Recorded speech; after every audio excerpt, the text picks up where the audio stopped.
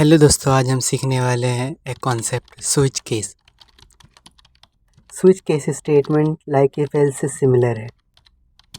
Switch case state में हम एक वेरिएबल पर वर्क करते हैं इस बेसिस पे कि उस वेरिएबल की वैल्यू क्या क्या है। उस वेरिएबल की वैल्यू के लिए हम डिफरेंट यानी मल्टीपल केसेस लिखते हैं। जो ट्रू होती है वो रन हो जाती है। अगर वेरिएबल की वैल्यू किसी भी केस के कंडीशन से मैच नहीं होती तब हम एक डिफ़ॉल्ट केस लिखते हैं और वो रन हो जाता है। इफ़ एल्स में जैसे हम एल्स वाला कंडीशन लिखते हैं, और यहाँ पर मल्टीपल केस में जो लिखते हैं वो एल्स इफ की तरह है। बेसिकली दोनों सिमिलर है। इसका सिंटेक्स ऐसा होता है। सबसे पहले हम स्विच लिखते हैं, उसके अंदर वेरिएबल स्मॉल ब्रैकेट में, फिर 2 कर्ली ब्रेसेस, उसके बाद हम केस लिखते हैं। जैसे पहले वैल्यू 1 के लिए लिखेंगे, फिर उसके बाद हम यहाँ पे कोड लिखेंगे। अगर ये वैल्यू अगर वेरिएबल की वैल्यू अगर मिल जाती है, ये कंडीशन सेटिस्फाई हो जाती है, तो ये वाला कोड रन हो जाएगा। इसको उसी तरह से केस दूसरी वैल्यू के लिए चेक करते हैं, वेरिएबल की वैल्यू ये ट्रू है तो दूसरा कोड रन हो जाएगा। एक और केस लेते हैं, केस वैल्यू 3। अगर थर्ड वैल्यू माने दोनों वैल्यू सही, तीसरी वैल्यू सही मिल जाए तो उसके बेसिस पे जो कोड होगा वो रन हो जाएगा।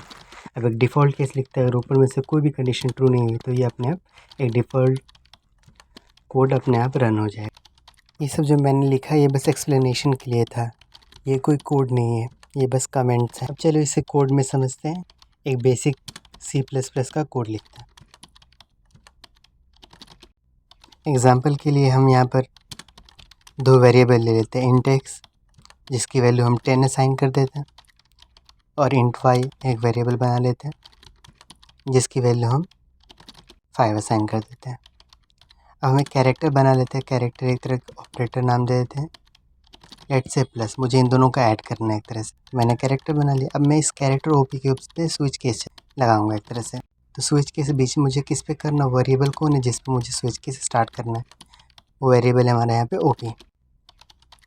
फिर इसके बाद हम वो कर्ली ब्रेसेस देंगे और यहाँ पे केस लिखेंगे कि ऑपरेटर की वैल्यू जो हमारा कैरेक्टर है अगर वो प्लस है तो हम क्या करेंगे, दोनों को आंसर में क्या प्रिंट कर देंगे, दोनों को ऐड करके वैल्यू प्रिंट कर देंगे।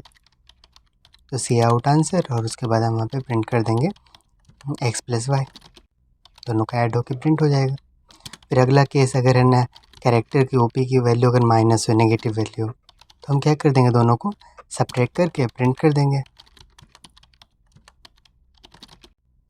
और एक डिफ़ॉल्ट केस लिखते हैं कि अगर दोनों वैल्यू कैरेक्टर की वैल्यू ना तो प्लस है ना माइनस है, तो हम क्या कर देंगे, या लिख देंगे रॉन्ग ऑपरेटर, या फिर हम लिख देते हैं इनवैलिड ऑपरेटर। चलो इसका रन करके देखते हैं। तो आंसर क्या है, इसने 15 भी प्रिंट किया, 5 भी प्रिंट किया, तीनों कंडीशन ने कर दिया, जबकि मेरे पास ओपी की वैल्यू सिर्फ प्लस थी। इसको नेक्स्ट लाइन में प्रिंट करने के लिए हम क्या कर रहे थे, हर एक वैल्यू के लास्ट में एंडर लगा देते हैं। तो ये 15 और 5 और इनवैलिड सब प्रिंट कर रहा है, लेकिन हमने जो ओपी का कैरेक्टर वो सिर्फ तो प्लस दिया था, मतलब इसे बस ऐड होके आंसर आना चाहिए था।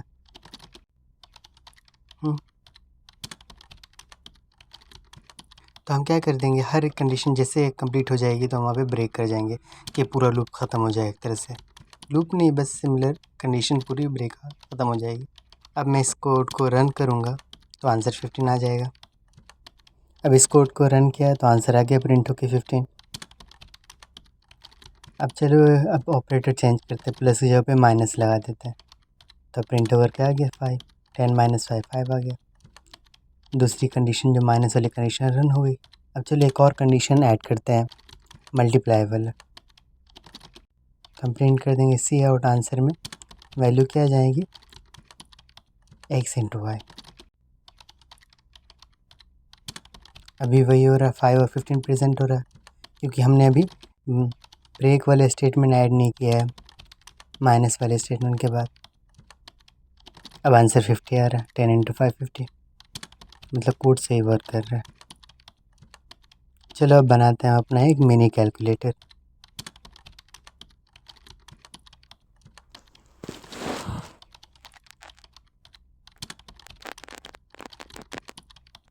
A mini calculator with 2 value and some arithmetic operators.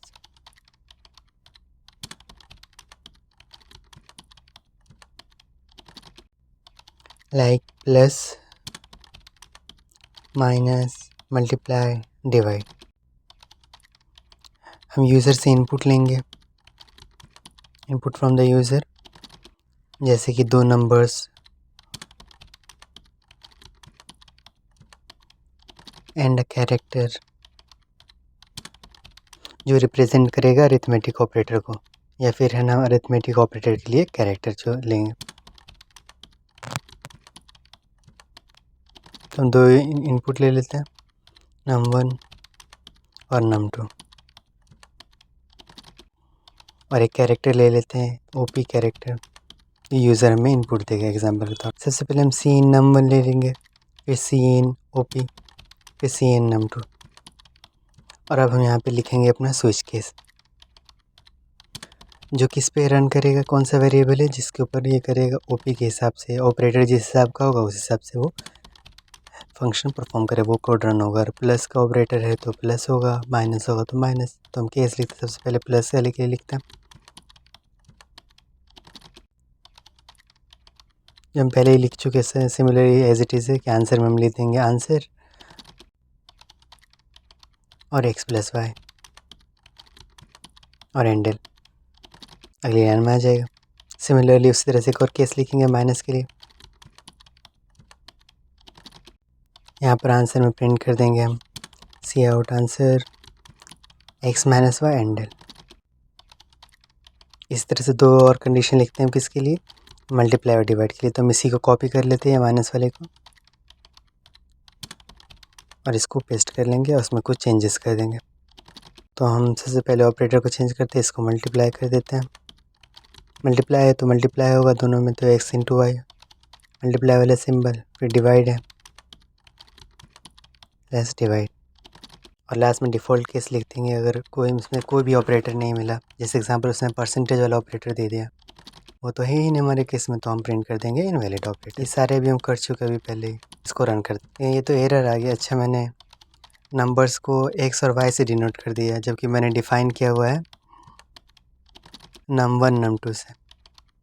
तो एक काम करते हैं, हम num1 और num2 को एक्स और वाई एक्स लिख देते हैं, num2 को वाई कर देते हैं, एक्स कोमा वाई कर देते हैं, एक तरह से आ जाएगा। अब रन करते हैं,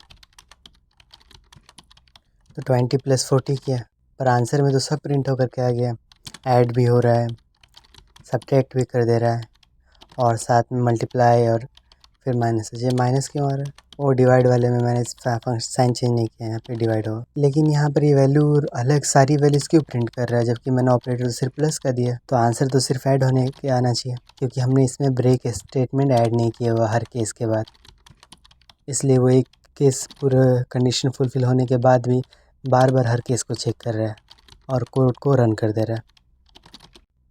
और सब केस के बाद हम लिख देंगे ब्रेक स्टेटमेंट, जिससे एक केस अगर ख़त्म होता है तो अगले केस में वो अपने आप मतलब इससे बाहर आ जाएगा, स्विच केस इस पूरे कंडीशन से बाहर आ जाएगा। सिंपल।